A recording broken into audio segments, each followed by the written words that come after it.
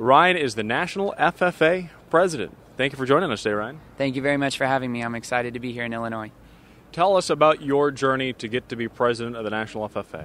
Yes, sir. My journey actually started when I was in the 8th grade and attended my first state FFA leadership camp in New Mexico. I got to interact with the workshop facilitators, the state officers, and one past national officer. And I decided then that I wanted to serve somehow in this organization, and I'm just very grateful that God has led me to serve in this position. What was your experience like? You've been to FFA chapters all across the United States. Is it any different in New Mexico than it is in Illinois? There are some differences. Essentially, our values and our roots within the organization are the same. Everybody has a little different appearance. Everybody has a little different kind of flair on the way they do things. But when we get right down to it, FFA is pretty much the same across the board. Just a lot of really good students that are showing a passion and an interest for agriculture and are doing everything they can to promote agriculture. Why did you choose at a time where you're in college, you're a junior right now, but before that, why did you choose to run to national office and take kind of a year sabbatical from that experience? Yes, sir. I've chose to run for national office because I just felt that there was so much more that I could give back to this organization, that I just felt led to serve in some way, and this was the avenue that God chose to lead me down. I've been really thankful and really grateful for the support that I've had.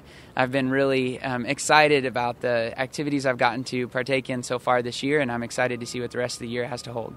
What are some of those experiences that you'll think about and look back upon that you've already had so far? Yes, sir. This is the 8th state convention that I've been to. The other 7 I've had before this have been outstanding, and I can't see Illinois being anything but outstanding. So I really enjoyed those state conventions. My teammates and I, we also traveled to Japan for an international agricultural experience. I also got the opportunity to attend Puerto Rico State Convention.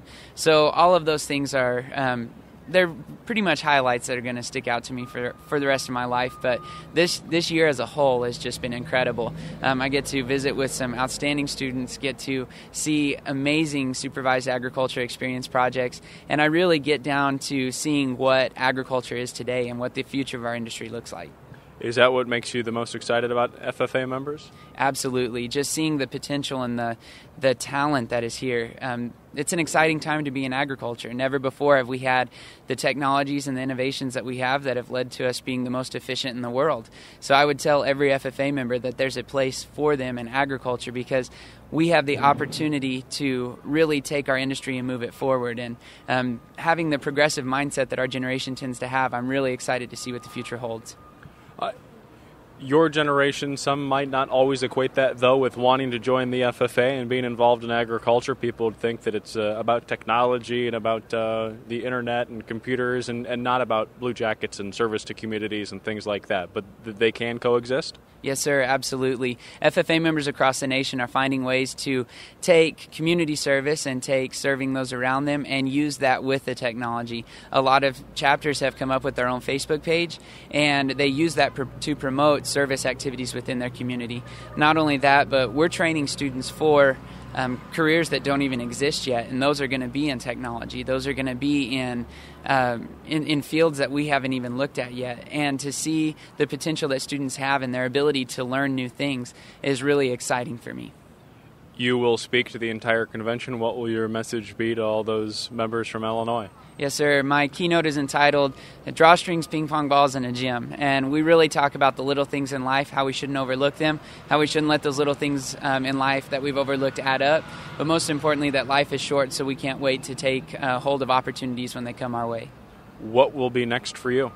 From here, I actually head to Jackson, Mississippi for a National Leadership Conference for state officers.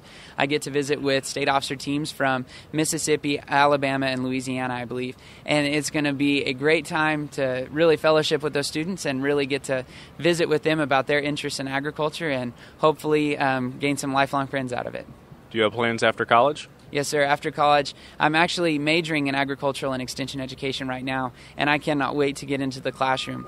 I cannot wait to teach. This is something that has become really evident to me this year in that agricultural education is unique among other career and technical education. You know, agricultural education is not only helping students develop their potential for premier leadership, personal growth, and career success, but it's helping students to realize that they have the ability to change their family tree.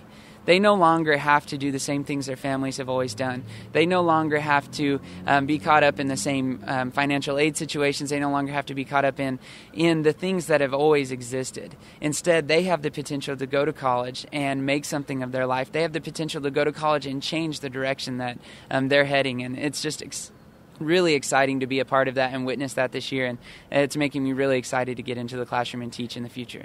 Do that in your home state of New Mexico, you think? Yes, sir, or wherever God tends to call me.